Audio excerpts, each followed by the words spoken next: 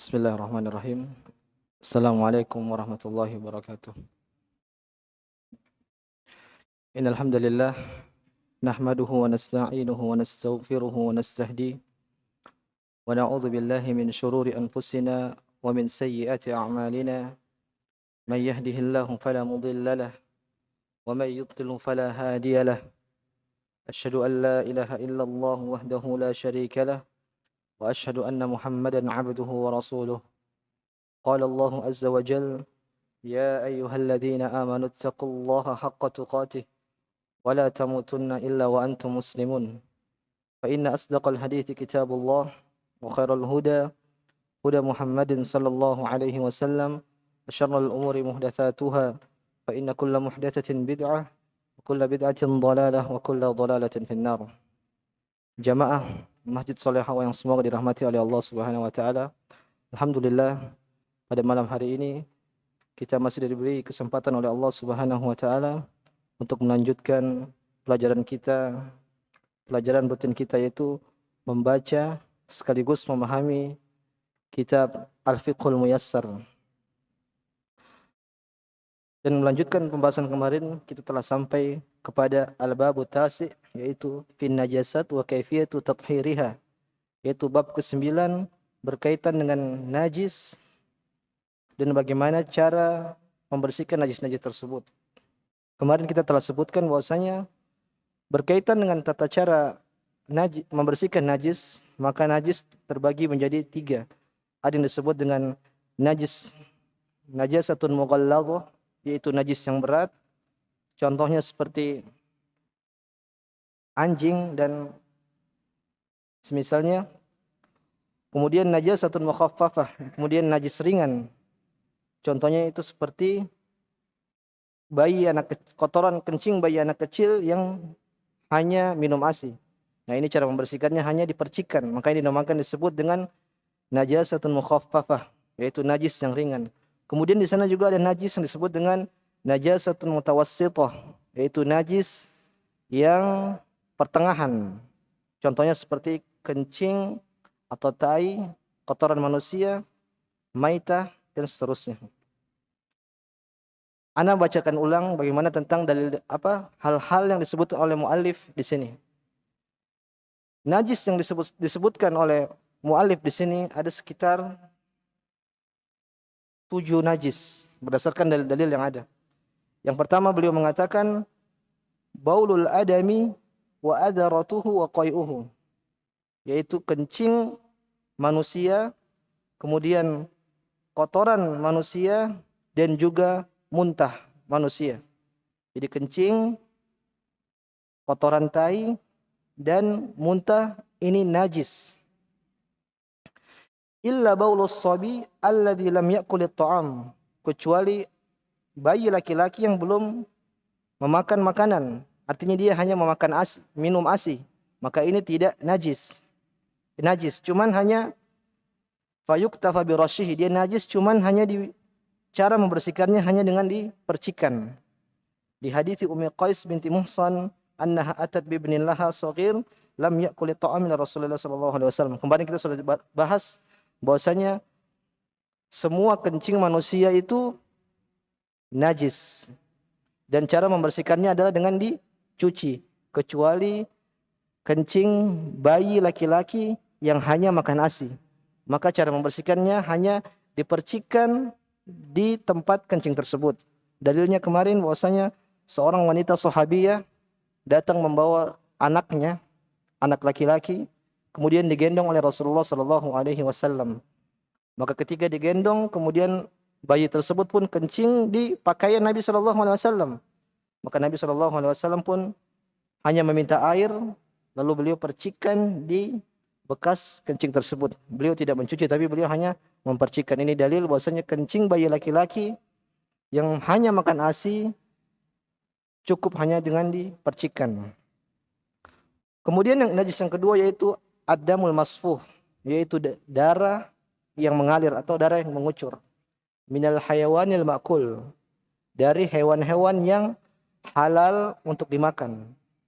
Jadi darah yang terpancar dari hewan yang halal dimakan itu adalah najis. Amma dam alladhi yabqa fil lahmi wal 'aruq fa innahu tahir.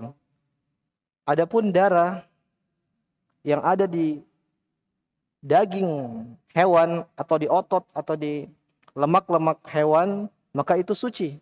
Liqauli ta'ala au daman masfuh, kecuali atau darah yang mengalir. Wa huwa alladhi yuhraq wa yunsab, yaitu darah yang mengalir. Jadi hewan manusia kita contohkan misalnya yang halal dimakan, misalnya kita contohkan seperti sapi. Di zaman jahiliyah dulu, orang-orang jahiliyah mereka memakan darah. Jadi ketika mereka hendak mengambil darah dari hewan, mereka lukai sapi tersebut atau unta, kemudian ada darah yang mengucur, mereka ambil darah tersebut.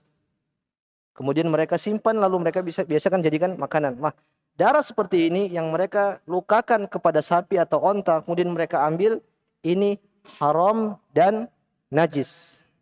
Ana ulang, ini haram dan najis. Jadi ketika ada hewan hidup yang halal dimakan, darahnya mengucur, entah itu terluka atau sengaja orang melukai, maka ini darahnya adalah najis. Kemudian kita masuk ke hewan kurban. Nah, hewan kurban juga demikian. Ketika kita menyembelih hewan kurban misalnya, kemudian ada darah yang mengucur ke baju kita, maka ini darahnya adalah hukumnya najis. Kita tidak boleh sholat dengan baju tersebut. Adapun darah yang ada di hewan tersebut, ketika kita kuliti, kemudian ada tersisa darah di dalam daging-dagingnya atau di otot-ototnya, lemak-lemaknya, maka ini adalah suci. Jadi tidak perlu kita cuci dagingnya sampai bersih. Darah yang ada di daging tersebut yang terselip di daging hewan sembelihan yang tidak mengucur, itu hukumnya suci. Jadi dia tidak najis. Jadi ketika kita mau memasak hewan tersebut atau membakar, tidak perlu kita mencuci sampai putih bersih, menghilangkan darah tersebut. Tidak. Tapi cukup kita rebus dengan masih ada seperihan darah tersebut, maka itu sudah boleh dan halal dan suci. Wallahu ta'ala alam. Kemudian yang ketiga disebutkan oleh muallif, hal yang najis adalah baulun wa rasu kulli hayawanin ghairi ma'kulil lahmi. Kemarin kita tersebutkan bahwasanya kencing atau tai dari semua hewan yang tidak halal dimakan dagingnya. Ana ulang, kencing atau tai dari hewan yang tidak halal dimakan dagingnya. Contohnya seperti kucing dan tikus. Maka ini kencing-kencingnya, kotoran-kotorannya, ini adalah najis. Kemarin ada pertanyaan, lalu bagaimana dengan cicak? Cicak ini kan tidak boleh dimakan. Maka kalau kita bawa ke kaidah ini, hewan yang tidak boleh dimakan, maka kotorannya najis, maka cicak pun hukumnya najis. Akan tetapi, sebagian ulama mengatakan bahwasanya cicak kotorannya itu tidak najis. Kenapa? Mereka mengatakan berdalil bahwasanya cicak ini termasuk hewan yang tidak memiliki transportasi darah. Contohnya seperti kecoak, belalang, dan seterusnya. Jadi hewan-hewan seperti ini meskipun tidak boleh dimakan, contohnya seperti kecoak, maka kotorannya itu suci, tidak najis. Karena dia tidak memiliki saluran pembuluh darah. Jadi tadi kalau kita nomor 3 misalnya, Anda tulis biar jelas.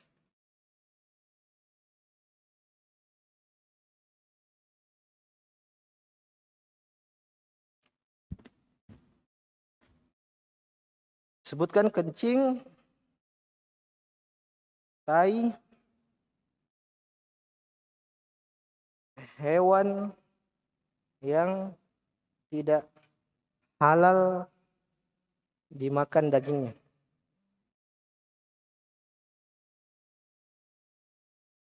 Ini kaidah asal. Akan tetapi ada pengecualian. Kecuali hewan yang tidak memiliki saluran transportasi darah. Contohnya apa? Kecoa dan belalang. Ini kaidah asal. Jadi seluruh makanan, seluruh hewan yang tidak boleh kita makan itu kotorannya adalah najis. Kecuali ini, hewan yang tidak memiliki transportasi darah. Artinya ketika kita bunuh hewan tersebut tidak ada darah yang keluar. Contohnya misalnya kayak kecoa, belalang itu tidak ada darahnya. Nah, berkaitan dengan cicak, maka para ulama khilaf. Ini hewan termasuk yang memiliki saluran apa tidak? Sebagian ulama mengatakan dia tidak memiliki. Sebagian ulama mengatakan memiliki. Yang bilang tidak, maka kotoran cicak adalah suci. Yang bilang memiliki pembuluh darah, maka kotoran cicak adalah najis. Allah Ta'ala alam, yang paling benar adalah kotoran cicak adalah najis. Karena dia bukan termasuk hewan yang tidak memiliki saluran transportasi darah. Bahkan tadi Anda baca tulisan seorang ustadz, beliau menyebutkan penelitian bahwasanya cicak itu memiliki jantung yang ada saluran pembuluh darahnya. Maka Allah Ta'ala alam, yang paling dekat, yang paling benar bahwasanya tai cicak adalah najis. Maka kalau kita mau sholat, kita perhatikan ada tai cicak, maka perlu untuk kita bersihkan terlebih dahulu.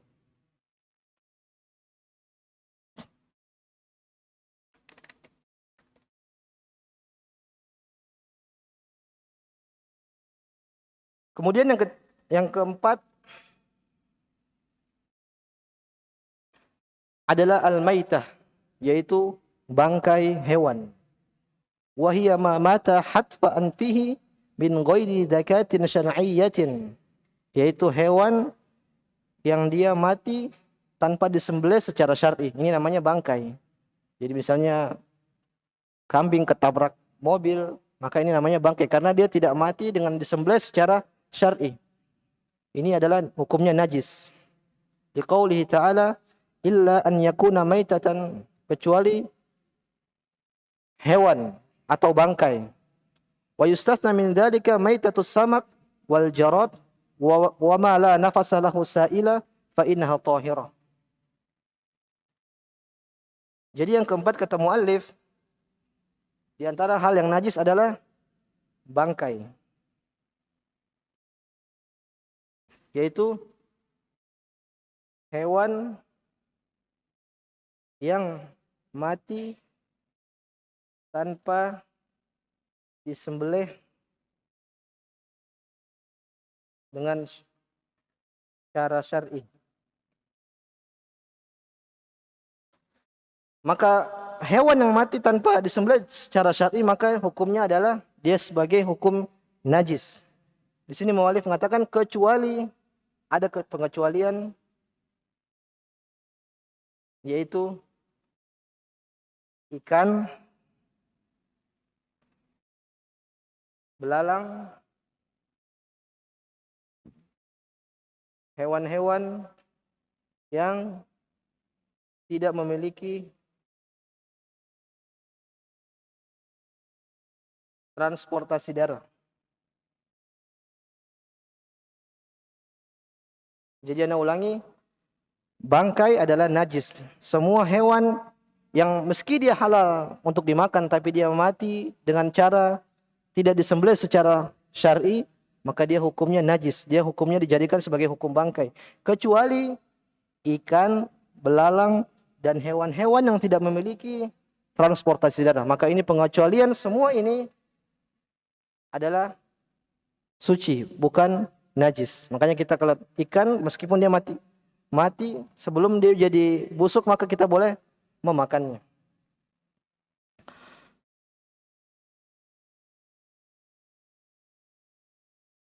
Kemudian najis berikutnya adalah al-madhi. Najis berikutnya adalah yang kelima adalah madhi. Apa itu madhi? Wa huwa ma'un abyadu raqiqun lazijun, yaitu air yang putih, raqiq, kemudian lengket.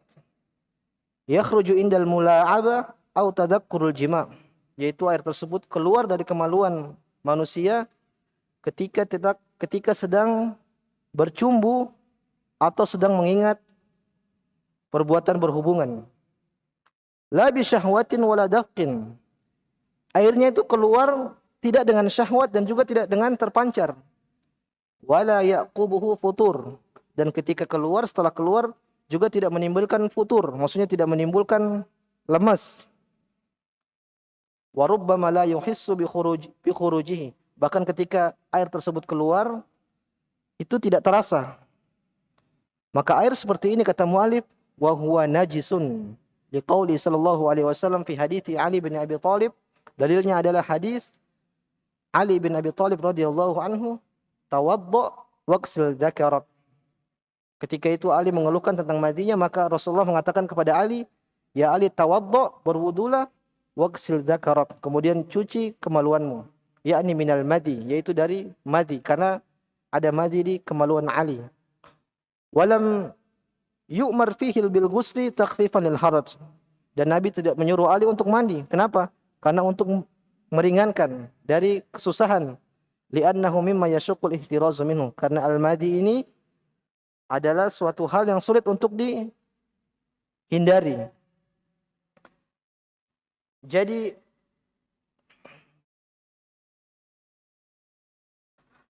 cairan yang keluar dari manusia ada tiga. Tiga cairan yang keluar dari kemaluan manusia.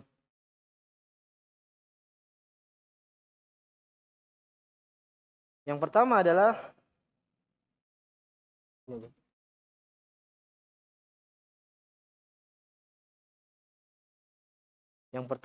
madhi.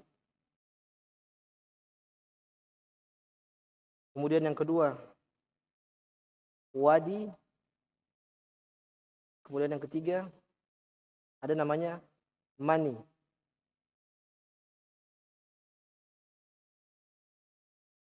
Maka madhi ini keluarnya ketika seseorang lelaki atau wanita mereka bercumbu atau mengingat hubungan seksual. Maka ini biasanya dia keluar tapi dengan tidak terasa. Dengan syahwat dia keluar tapi tidak terasa. Maka ini hukum madhi seperti ini, dia najis.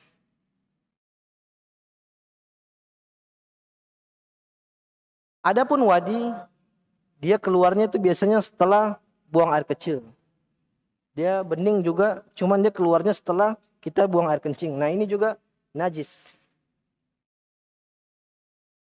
Di antara tanda yang paling ini, keduanya itu tidak ada klimaksnya.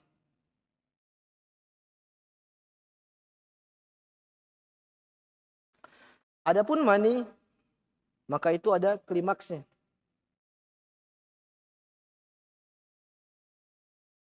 Kata Allah Subhanahu wa taala, wa khuliqa mim ma'in dafiq, yaitu manusia diciptakan oleh air yang terpancar. Maksudnya adalah air mani. Jadi air mani itu kita terasa, dia terpancar, kemudian setelah dia keluar ada klimaksnya. Biasanya setelah itu langsung terasa lemas atau futur. Maka mani ini hukumnya adalah suci. Wallahu ta'ala, pendapat yang paling kuat, mani ini adalah hukumnya suci.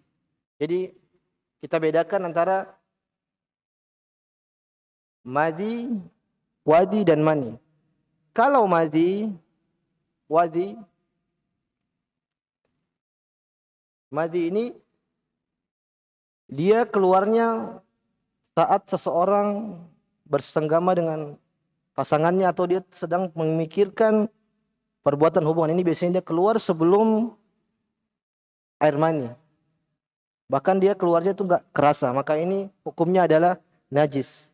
Adapun wadi, biasanya dia keluar itu sesudah kencing. Setelah air kencing keluar, kemudian dia ada keluar sedikit setelah kencing, maka ini juga dihukumi najis. Adapun mani, kita tahu semua bahwasanya di antara ciri-cirinya ketika dia keluar, dia terpancar, kemudian akan terasa klimaks bagi seseorang. Maka yang mani ini hukumnya adalah suci. Akan tetapi konsekuensinya, orang kalau sudah keluar dari air mani, keluar mani darinya, maka dia wajib mandi. Tapi yang ini tidak wajib mandi. Antum lihat, wadi itu suci, tapi diwajibkan untuk mandi. Adapun madi dan wadi itu najis, tapi tidak diwajibkan mandi. Ini salah satu bentuk contoh bahwasanya agama ini tidak pakai akal. Turun dari Allah Subhanahu wa taala. Kalau kita mau pakai akal, seharusnya yang suci ini enggak usah mandi dong, harusnya. Tapi kenapa diwajibkan untuk mandi? Kemudian yang madi dan wadi ini dia najis. Harusnya ini mandi. Tapi karena syariat bukan pakai akal-akalan, tapi turun dari Allah Subhanahu wa taala semata, maka beginilah syariat Islam. Ada hikmah di balik hukum-hukum tersebut.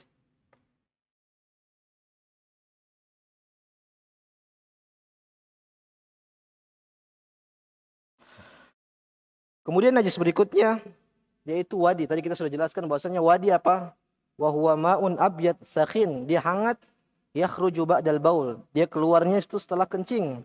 Wa man asabahu, barang siapa yang terkena dengan wadi, fa innahu yaksilu dzakarahu wa yatawaddo. Maka dia harus cebok, cuci kemaluannya, kemudian dia berwudu. Wala yaktasil, dan tidak perlu mandi.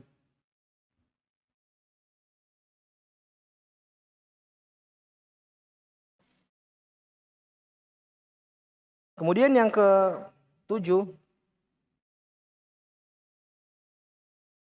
5, 6, ini 5 tadi, madhi, wadi 6, sekarang ke-7. Yang ke-7 adalah damul haid, yaitu darah haid bagi para wanita. Ini hukumnya adalah najis.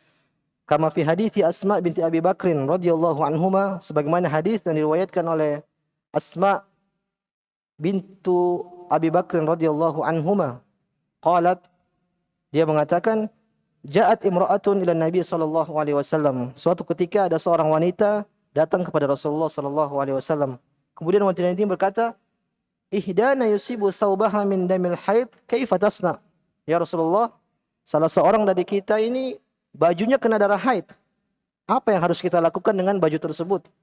Maka kata Nabi sallallahu alaihi wasallam, tahuttuhu thumma taqrusuhu bil ma. Maka darahnya itu dikeruk, kemudian dikucek atau disikat dengan air, thumma tandahuhu, kemudian disiram atau dibilas, thumma tusalli fihi. Artinya darah haid ini najis dan harus dicuci baru bisa dipakai untuk salat. Jadi yang ke-7 adalah darah haid. Sama dengan najis. Sekarang bagaimana dengan darah yang tidak keluar dari kemaluan? Darah manusia secara umum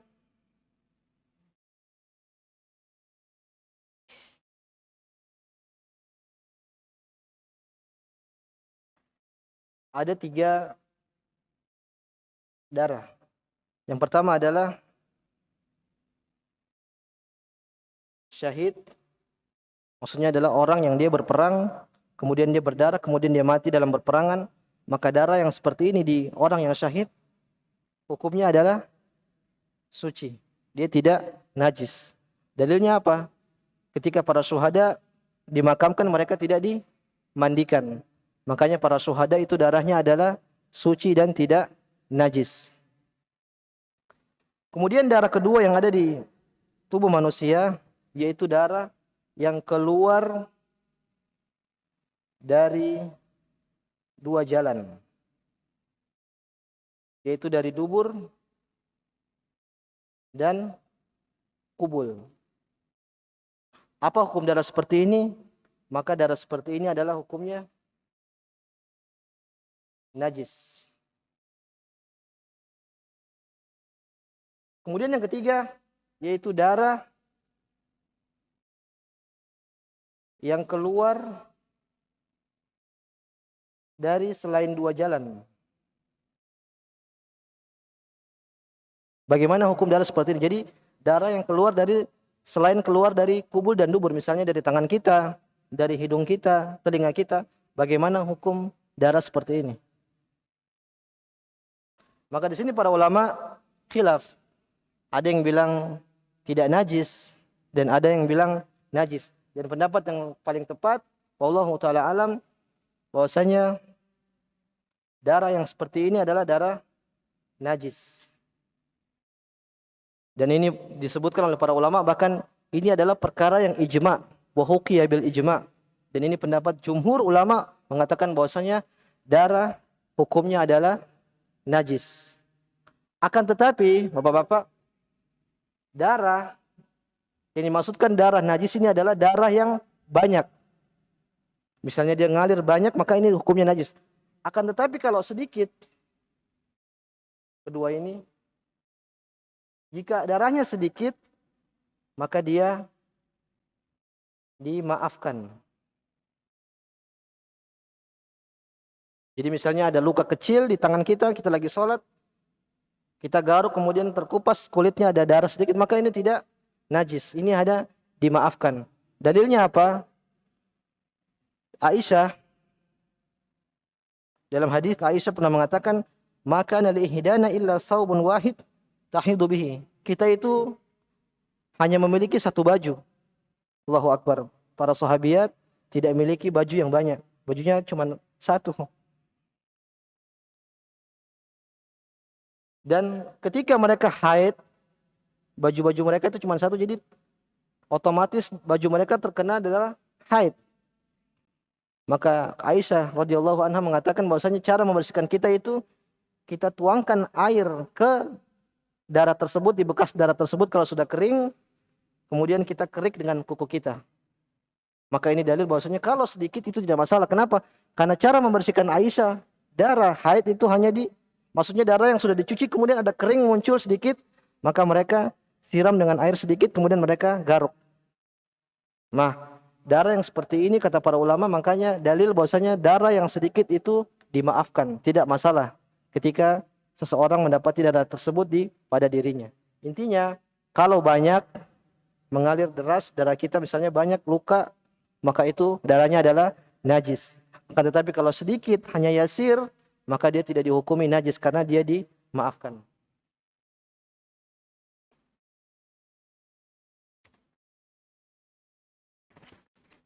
Inilah 7 najis yang disebutkan oleh mu'alif di sini. Ana ulangi, yang pertama adalah kencing kencing manusia dan kotorannya sekaligus muntahnya itu najis. Yang kedua itu darah yang memancar dari hewan yang halal dimakan, maka ini juga najis. Kemudian yang ketiga yaitu kencing dan kotoran semua hewan yang tidak halal untuk dimakan. Contohnya kucing dan tikus. Kemudian yang keempat adalah maitah, bangkai hewan itu najis kecuali bangkai ikan, bangkai belalang dan bangkai binatang-binatang yang tidak memiliki transportasi darah merah. Kemudian yang kelima adalah madi itu najis. Kemudian yang keenam wadi itu juga najis. Kemudian yang ketujuh darah haid, dan darah haid juga adalah najis. Dan kita sudah jelaskan bahwasanya darah yang keluar dari manusia selain dari dua jalan, maksudnya dubur dan kubul, ini juga dihukumi najis. Akan tetapi darah haid dan darah yang tadi yang tidak keluar dari dua jalan, ini dihukumi dimaafkan kalau kondisinya hanya sedikit. Di sini tidak disebutkan oleh muallif, yaitu khamar. Bagaimana hukum khamar? Khamar itu najis ataukah tidak? Para ulama khilaf. Ada yang bilang khamar itu najis dan ada yang mengatakan bahwasanya khamar itu tidak najis. Yang mengatakan najis, mereka berdalil dengan firman Allah Subhanahu wa taala, innamal khamru wal maisiru wal ansabu wal azlamu rijsun min amali syaitan. Jadi dalam ayat tersebut Allah Subhanahu wa taala mengatakan bahwasanya khamar, al-maisir yaitu alat judi, kemudian al-ansab berhala, kemudian azlam yaitu alat undian, mengundian nasib, rijsun adalah najis. Jadi empat ini apa tadi? Khamar, alat musik, alat undi nasib, berhala, ini adalah najis kata Allah Subhanahu wa taala, rijs. Ini dalil mereka mengatakan bahwasanya khamar itu hukumnya najis. Adapun ulama yang lain mengatakan bahwasanya khamar itu tidak najis. Adapun dalil yang tadi itu namanya najis maknawi. Buktinya apa? Kalau kita pegang alat judi, misalnya kita pegang kartu domino apa buat alat judi, kan tidak najis. Dalam ayat tersebut Allah gandengkan, Allah gandengkan khamar dan apa sih namanya, gaple, alat kartu domino. Allah mengatakan di dalam Al-Quran, khamar dan kartu domino itu najis. Ternyata para ulama sepakat bahwasanya kartu domino itu kan tidak najis. Kalau kita pegang, kita tidak perlu cuci tangan kita. Makanya para ulama mengatakan bahwasanya najis di sini dalam ayat tersebut maknanya adalah najis maknawi. Maksudnya itu alat-alat yang kotor maknawi, berdosa kalau kita lakukan hal tersebut. Nah, apa dalil yang menunjukkan bahwasanya khamar itu tidak najis, suci adalah hadis Anas bin Malik radhiyallahu anhu yang tadi kita sebutkan di khutbah Jumat, bahwasanya ketika datang syariat khamar, bahwasanya khamar itu najis, maka Abu Talha radhiyallahu anhu pun menyuruh Anas untuk menumpahkan semua khamar yang ada di rumahnya di kota Madinah. Bahkan sampai disebutkan dalam riwayat pada saat itu kota Madinah itu becek karena becek khamar. Karena khamar memang kebiasaan mereka dan dulu belum diharamkan. Ketika diharamkan, maka mereka menumpahkan semua khamar mereka di jalan-jalan kota Madinah. Maka ini adalah dalil bahwasanya khamar itu tidak najis. Kalau seandainya najis, pasti mereka, paling tidak Nabi SAW melarang mereka untuk membuang di jalan-jalan. Karena ini tempat yang manusia berjalan di sana, pasti terkena dengan khamar tersebut. Wallahu ta'ala alam. Jadi intinya khamar, pendapat yang lebih kuat bahwasanya khamar ini tidak najis.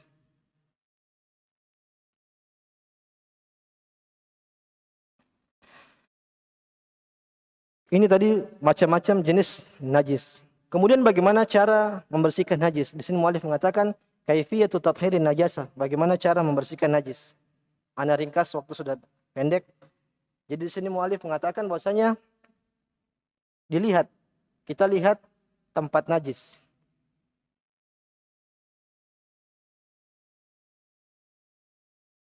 Kalau di tanah najisnya, maka cukup disiram sekali.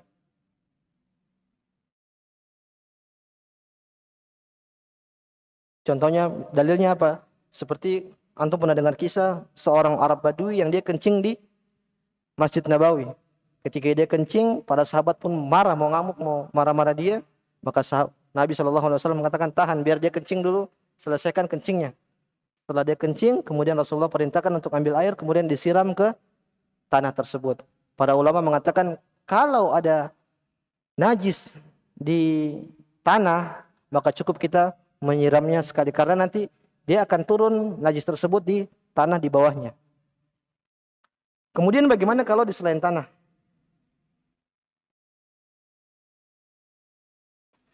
Misalnya di baju kita, di celana kita, maka dilihat. Kalau najisnya dari anjing, maka harus dicuci dengan tanah plus dicuci 7 kali. Ini kalau najisnya dari najis anjing. Kata Nabi SAW, idza walaqal kalbu fi ina'i hadikum faksiluhu sab'a marrat ulahunna bit-turab. Maka cucilah bejana-bejana kalian tersebut sebanyak 7 kali dan awali dengan tanah. Jadi kalau kita terkena najis dari anjing, maka dicuci pertama dengan tanah, kemudian kita cuci sebanyak 7 kali. Apakah khusus dengan tanah? Boleh enggak mencuci najis anjing dengan selain tanah. Misalnya kita ganti tanah tersebut dengan debu. Boleh atau tidak? Pendapat yang lebih benar bahwasanya ini khususan tanah. Kita tidak bisa gantikan dengan sabun karena ini ta'abudiyah. Makanya Nabi SAW menggunakan tanah. Dalilnya juga adalah bahwasanya tatkala itu di kota Madinah ada namanya sabun dari sidr, dari apa? Daun bidara.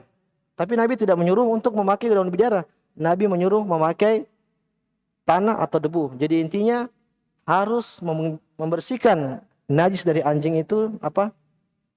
Dengan tanah. Tidak boleh diganti dengan sabun atau semisalnya. Lalu bagaimana dengan yang disebutkan dalam hadis itu, ini maksudnya kita sebutkan adalah bejana yang diminum oleh anjing.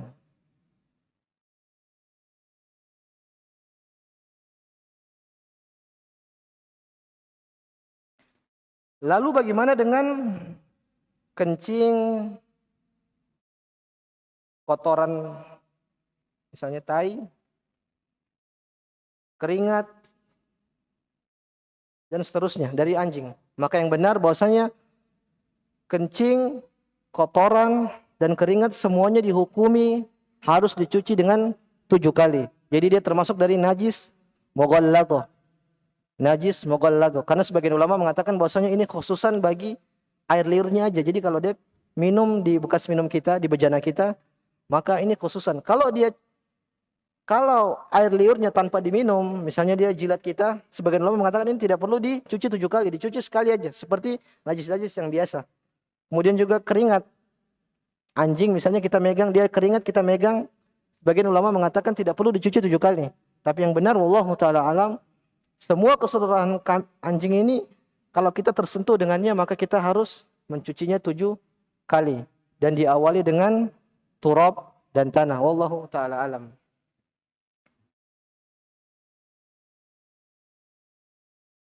Lalu bagaimana dengan buruan anjing? Jadi kan kita boleh memelihara anjing sebagai hewan buruan. Misalnya ada ayam, misalnya kita suruh anjing kita apa? Buru ayam tersebut. Bagaimana hukum dari ayam tersebut? Apakah harus dicuci sebanyak 7 kali juga? Kan otomatis diterkam sama anjingnya. Apakah ayam tersebut harus dicuci 3 kali? Insyaallah kita lanjut nanti. Wassallallahu ala nabiyina Muhammad wa ala alihi wa ashabi ajma'in.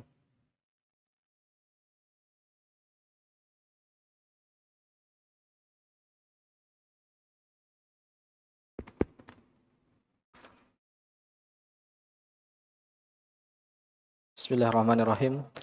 Alhamdulillahirabbil alamin wassalatu wassalamu ala tamanil akmalani ala al-mab'uts rahmatan lil alamin wa ala alihi wa ashabi ajma'in. Tadi kita sampai bahwasanya bagaimana hukum buruan anjing. Jadi kita dibolehkan memelihara anjing dijadikan sebagai buruan. Maka ketika anjing tersebut misalnya dia memburu ayam misalnya, maka dia gigit ayam tersebut, dibawakan ke kita, ayam tersebut telah mati. Bagaimana dengan ayam tersebut? Apakah kita harus cuci juga 7 kali ayam tersebut? Karena otomatis kan anjing gigit ayam tersebut. Maka yang benar wallahu taala alam sebagaimana dijelaskan oleh Syekhul Islam Ibnu Taimiyah bahwasanya tidak perlu dicuci. Karena buruan ini binaan ala taisir, di atas kemudahan. Maka yang paling benar bahwasanya hewan buruan tersebut tidak perlu untuk kita cuci sebagaimana kalau kita mencuci najis dari anjing tersebut. Seperti bejana tadi harus kita cuci 7 kali dan diawali dengan turab atau tanah dan pasir atau semisalnya. Akan tetapi kalau hewan buruan dari anjing, maka yang benar tidak perlu untuk dicuci kembali. Maka perlu bisa langsung dibersihkan kemudian dimakan. Ini berkaitan dengan anjing. Kemudian bagaimana dengan babi? Misalnya terkena babi. Apakah babi dihukumi sama dengan anjing? Yang benar wallahu taala alam dia tidak dihukumi sebagaimana dengan hukum anjing. Kalau najis anjing tadi harus dicuci 7 kali kan dengan pasir. Kalau kita katakan anjing ini adalah najis mughalladhah.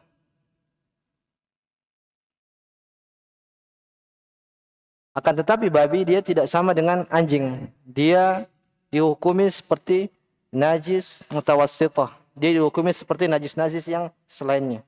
Maka ini dihukumi najis mutawassithah. Bagaimana cara bersihkannya? Yaitu dicuci seperti biasa sampai najisnya hilang. Terus kalau sekali dia hilang berarti sudah selesai. Tidak perlu sampai berulang 7 kali. Sebagian ulama memang menghukumi bahwasanya babi ini hukumnya seperti anjing. Karena mereka bilang ini babi lebih asyad, lebih hina, lebih kotor daripada anjing. Akan tapi yang benar, babi tidak bisa dihubungi dengan anjing karena babi sudah ada di zaman Nabi SAW. Bahkan penyebutan khinzir ada di Al-Quran. Akan tapi hukumnya Nabi SAW tidak menyebutkan bahwasanya dia dihukumi sebagai anjing. Tidak. Makanya yang paling benar, khinzir untuk membersihkan kotorannya atau najisnya itu hanya dengan dicuci seperti najis-najis yang lain. Tidak perlu sebanyak 7 kali. Kemudian di sini beliau juga menuliskan tentang kencing, kotoran manusia, darah, maka ini juga najis mutawassithah. Yaitu cara membersihkannya itu dengan dicuci seperti biasa. Kalau sekali dicuci sudah hilang, berarti itu sudah cukup, sudah suci. Jadi intinya begitu. Untuk membersihkan najis kita lihat tempatnya. Misalnya kalau di tanah, maka hanya disiram sekali. Ini Anda ringkas ulang sekali lagi. Maka hanya disiram sekali. Dalilnya apa? Seperti kencing seorang Arab Badui di masjid. Maka ketika itu Nabi SAW meminta air, kemudian disiram ke tanah bekas kencing tersebut. Adapun di selain tanah, misalnya di baju kita, di celana kita, maka dilihat najisnya najis apa. Kalau anjing, berkaitan dengan anjing, maka harus dicuci 7 kali. Dan harus diawali dengan pasir atau tanah. Dan tadi kita sebutkan, pasir tersebut tidak bisa kita gantikan menjadikan sabun. Misalnya kita tidak punya pasir, tapi tidak masuk akal. Kita pasti punya pasir.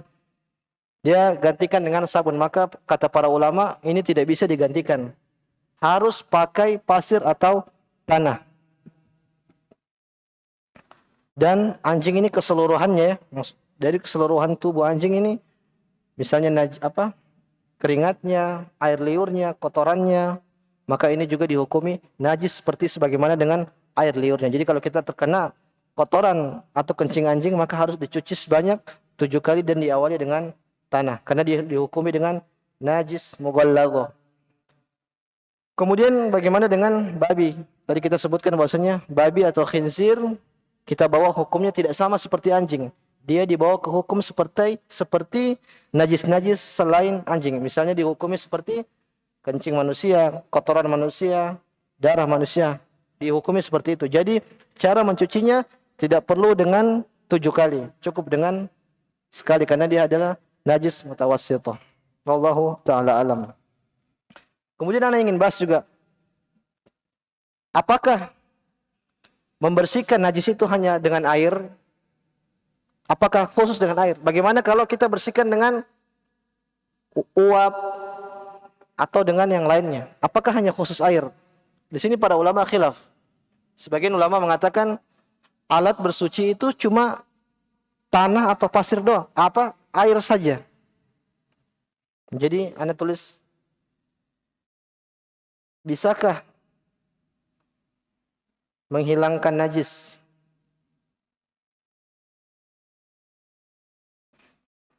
dengan selain air?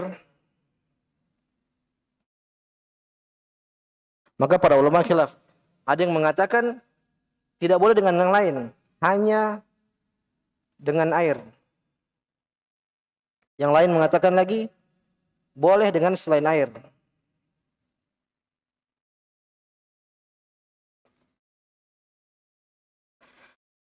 Yang mengatakan dengan air, mereka berdalil dengan firman Allah Subhanahu wa taala, "Wa yunazzilu 'alaikum minas sama'i ma'an liyutahhirakum bih." Bahwasanya Allah Subhanahu wa taala menurunkan air dari langit sebagai alat suci bagi manusia. Mereka berdalil dengan firman Allah Subhanahu wa taala tersebut. Kemudian juga hadis yang mengatakan, huwa tahuru ma'uhu al-hillu maitatuhu. Air itu suci dan mensucikan. Jadi ada hadis yang menyebutkan bahwasanya Nabi mengatakan air itu suci dan mensucikan. Kemudian juga berdalil dengan kisah Arabi tadi yang kencing di masjid. Buktinya Nabi SAW membersihkannya dengan air. Maka mereka mengatakan tidak ada cara lain untuk menghilangkan najis kecuali dengan air.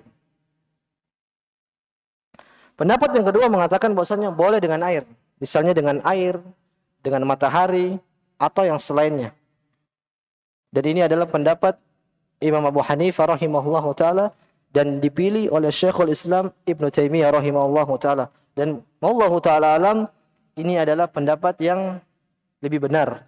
Bahwasanya najis bisa dihilangkan dengan selain air. Misalnya bagaimana? Mereka berdalil dengan hadis yathuru ma ba'dahu. Jadi suatu ketika ada seorang wanita bertanya kepada Rasulullah, "Ya Rasulullah, kita ini pakai baju yang panjang. Lalu bagaimana cara membersihkan najis yang ada di baju kita?" Jadi mereka kan berjalan, otomatis baju mereka tersebut kena najis. Mereka bertanya kepada Rasulullah, "Ya Rasulullah, bagaimana cara membersihkan najis tersebut?" Kata Rasulullah, "Yathuru ma ba'dahu." Gesekan berikutnya itu membersihkan najis yang sebelumnya. Paham?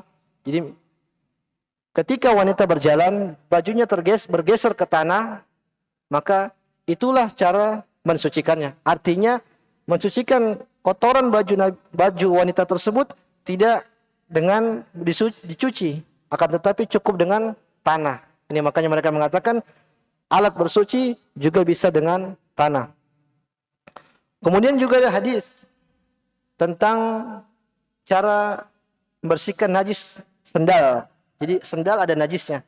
Bagaimana cara membersihkannya? Nabi SAW mengatakan, "Fa idza jaa ahadukum ilal masjid." Kalau salah seorang di antara kalian datang ke masjid, falyanzur, maka dia lihat sendalnya, maksudnya lihat sendalnya. Fa idza ra'a fi nalaihi qadaran aw adan, kalau dia lihat di sendalnya tersebut ada najis, falyamassahu wal yusalli fihima, maka sendalnya tersebut cukup digesekkan ke tanah, kemudian dia pakai untuk salat. Jadi zaman dahulu masjid belum ada lantainya. Mereka salat dengan menggunakan sendal. Nah, bagaimana kalau ada najisnya di sendal? Kata Nabi SAW, cukup digesekkan ke tanah. Maka dengan hadis ini para ulama seperti Imam Abu Hanifah mengatakan ini dalil bahwasanya boleh mensucikan suatu hal yang najis dengan selain air. Paham? Jadi dengan tanah pun bisa mensucikan najis. Contohnya juga mereka berdalil dengan istijmar. Review lagi, istijmar adalah bersuci dengan batu. Ini juga mereka mengatakan ini buktinya bahwasanya boleh bersuci dengan selain air. Makanya wallahu taala alam, pendapat yang paling benar adalah bisa mensucikan sesuatu hal selain dengan air. Kenapa Anda bahas ini? Kenapa? Karena di bawah permasalahan ini ada permasalahan kontemporer. Antum pernah mendengar istilah dry clean? Ini kan mencuci tapi tidak dengan air. Bagaimana hukumnya? Kalau kita pakai pendapat yang hanya dengan air ini, maka tidak sah, tidak suci. Kalau dibawa ke pendapat ini, maka dia suci. Sudah suci. Kemudian juga permasalahan tentang penyulingan air. Seperti di Surabaya, air yang najis, yang kotor, tercampur dengan kotoran najis, kemudian diadakan penyulingan sehingga airnya pun kembali bersih. Karena najisnya hilang. Maka para ulama mengatakan, kalau berdasarkan pendapat ini, maka suling air ini boleh. Artinya airnya kembali menjadi suci. Meskipun para ulama tidak menganjurkan minum air dari air tersebut.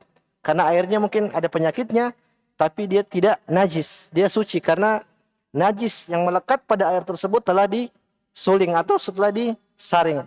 Nah, kalau kita pakai pendapat yang ini, maka penyulingan air tersebut tidak boleh kita jadikan sebagai alat bersuci. Wallahu taala alam. Jadi sengaja anak bahas ini biar kita tahu bahwasanya khilaf para ulama, bahwasanya sebagian ulama mengatakan alat bersuci itu hanya dengan air. Sebagian lagi mengatakan tidak cukup. Cukup dengan selain air. Misalnya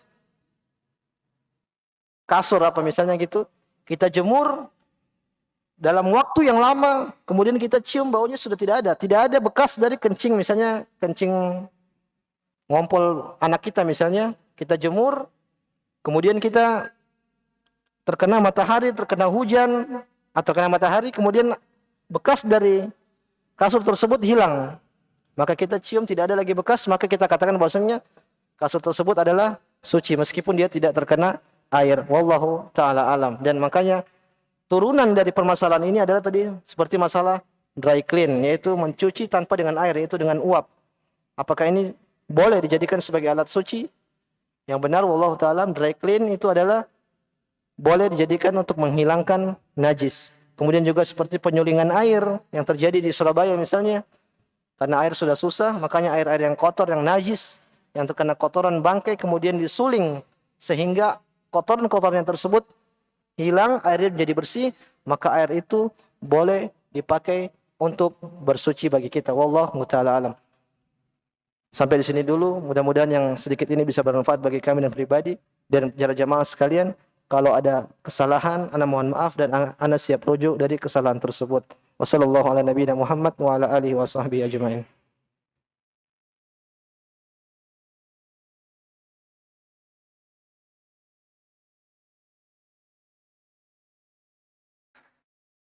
Assalamualaikum Ustaz. Ini ada pertanyaan. Assalamualaikum warahmatullahi wabarakatuh. Ustaz, bagaimana jika seorang memelihara banyak kucing di rumahnya? Apakah jika ingin salat harus membersihkan lantai dahulu? Ataukah memakai kaidah jika tidak bau atau tidak berwarna boleh langsung salat di mana saja di tempat yang dilalui kucing? Jazakallahu khair. Iya benar. Jadi kucing badannya itu tidak najis. Dia tidak najis kucing, tapi kotorannya najis. Jadinya kalau kita mau sholat di rumah kita, ada banyak kucing, maka kita periksa dulu tempat sholat kita.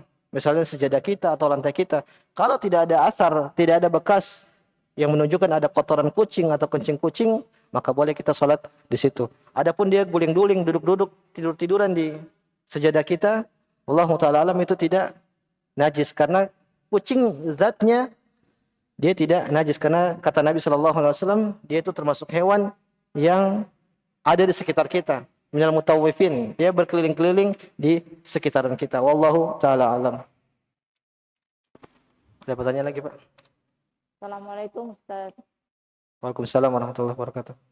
Ana mau nanya, kalau namanya perempuan yang udah usianya udah uzur, perempuannya apa nenek-nenek usianya udah uzur, melahirkan anak banyak gitu kan, waktu sholat itu kayak keluar angin dari kubur. Coba Bu, gitu. dijelasin lagi Bu, kurang nggak jelas. Apaan Bu?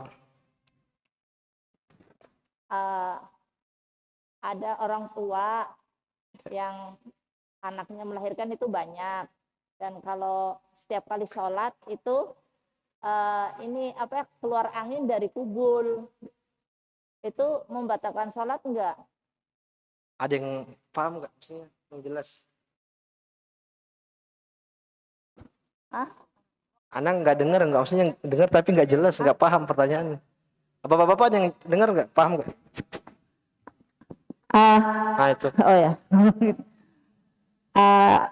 Seorang ibu yang udah lanjut usia itu kan udah pernah melahirkan anak, terus sewaktu sholat itu waktu ruku atau sujud kadang kayak keluar angin gitu, tapi Apa, dari Bu? kubur keluar Waktu angin dari kubur. Itu membatalkan sholat enggak? Jadi ada hadis kata Nabi SAW, la tusarrifu hatta yasma'u sautan au tajida rihan. Maksudnya itu kan Bu, kalau kita rukut kemudian kerasa ada keluar dari dubur ya, angin Bukan, gitu. dari kubur. Depan. Dari Kubul. depan, iya. Iya. Depan sama belakang dihukumi sama. Jadi kata Nabi SAW, jangan kalian keluar dari sholat kalian sampai kalian benar-benar mendapatkan angin, maksudnya ada rasa angin yang keluar, yakin kalau tidak dengar angin, maka ada bau. Patokannya dua itu, Bu. Lam yasma'a sautan aw tajida rihan. Jadi ada suara yang keluar atau ada angin. Kalau ibu yakin itu ada angin yang keluar, berarti itu membatalkan sholat. Jadi angin di situ keluar maupun dari depan atau dari belakang, itu membatalkan sholat. Wallahu ta'ala alam. Kalau seakan-akan kayak keluar cairan dari depan, dari kubul itu, tapi sebenarnya kayak nggak keluar gitu. Keluar cairan, Bu. Iya, tapi perasaannya Kak keluar, tapi ternyata dibuka celana dalamnya tuh nggak keluar. Oh, jadi kayak rasanya ada yang keluar, Iya. tapi nggak ada. Nggak ada. Ya, kita pakai kaidah tadi, Bu. Kata Nabi, kalau angin, kita harus melihat, kita yakin ada suara atau ada anginnya apa enggak. Kalau cairan mungkin kalau memang itu kebiasaan kita, Bu, misalnya kita sering dapati berapa kali kita sudah selesai sholat, kemudian kita rasa ada yang keluar, ternyata kita cek nggak ada, maka lanjutkan sholat sampai akhir. Setelah sholat akhir kita cek, ada keluar apa enggak. Kalau ada, kita ulang sholat kita. Paham maksud Anda, Bu? Jadi ketika kita sholat, kayak ibu sholat, kemudian kerasa ada angin atau cairan yang keluar, kalau sebelum-sebelumnya kita ngerasa, kemudian kita cek nggak ada, maka Allah Ta'ala alam, kita lanjut aja sholat terus. Selesaikan sholat. Selesai sholat, kemudian ibu cek. Kalau ada, berarti ulangi sholat tersebut. Tapi kalau nggak ada, berarti sholatnya sah. Karena kebiasaan pengalaman sebelumnya, tadi ibu bilang bahwasanya setelah kita cek ternyata nggak ada. Kalau kita yakin benar-benar ada, maka kita batalkan salat. Wallahu ta'ala alam. Jazakallah khair ya Ustaz. Ada mau tanya lagi?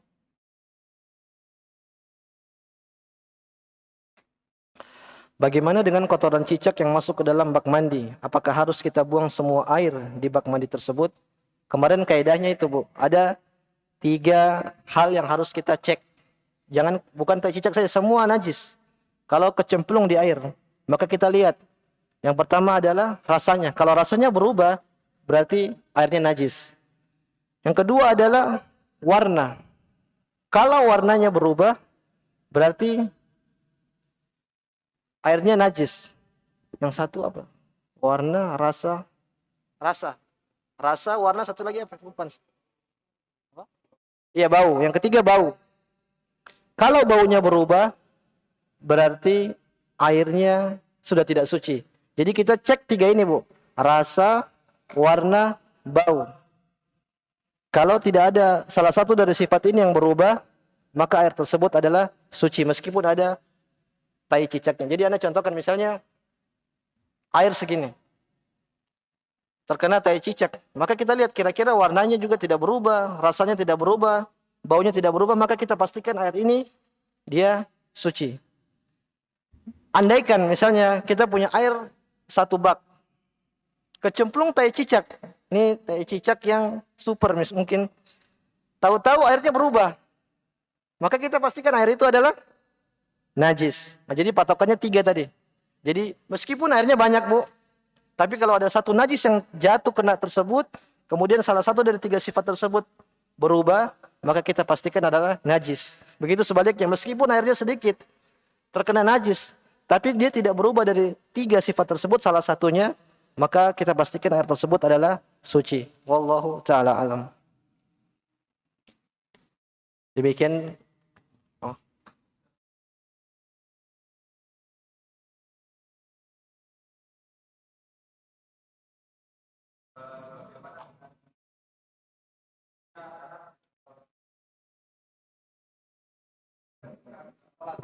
Ya, jadi tadi Anda bilang darah hukum asalnya itu kan najis.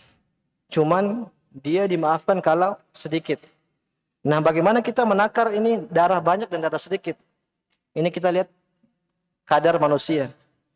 Kalau dia sudah terlihat banyak najis, misalnya dia sudah menggumpal banyak, maka itu najis. Berarti kita harus keluar dari sholat. Tapi kalau kita rasa ini hanya sedikit, hanya mungkin setetes atau 2 tetes, maka ini tidak membatalkan sholat karena dia dimaafkan. Allah Ta'ala alam, kayak gitu. Jadi kita perkirakan ini banyak apa sedikit itu. Jadi para ulama mengatakan bahwasanya kalau sedikit itu dimaafkan. Anda juga belum bisa pastikan bagaimana cara menentukan sedikit. Nanti Anda coba cari, Anda sampaikan besok insyaallah taala. Intinya itu, kalau antum sudah ngerasa mungkin sudah penuh mulut antum dengan darah tersebut, batalkan sholat karena itu adalah najis. Allah taala alam. Sampai di sini dulu Pak. Subhanakallahumma wa bihamdik asyhadu an la ilaha illa anta astaghfiruka wa atubu ilaik. Assalamualaikum warahmatullahi wabarakatuh.